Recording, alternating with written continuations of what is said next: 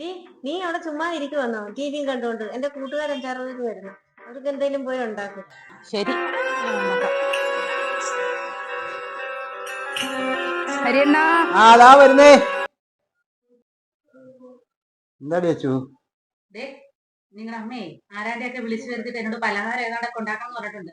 എന്നെ കൊണ്ടൊന്നും പറ്റത്തില്ല. എങ്ങനെയും അത് ഒഴിവാക്കിക്കോ കേട്ടോ. അപ്പൊ കാര്യം ഞാൻ പറഞ്ഞേക്കാം. പലഹാരം ഉണ്ടാക്കാം. പിന്നെ എനിക്കിപ്പോ അതിനാ നേരം. ഞാൻ എന്തിനും ചെയ്യാം. നീ ഉണ്ടായി ചെയ്യാം. A few moments later. നമുക്ക് വേറെ ജോലിയൊന്നുമില്ല, അവളെ കൊണ്ട് ഉണ്ടായിരിക്കുകയാണ്. അവളെ ഉണ്ടായി കഴിഞ്ഞാൽ വായി വെച്ച് തിന്നാൻ കൊള്ളാവോ? അമ്മയുടെ അയപ്പുണ്യം വല്ല അവക്കുണ്ടോ?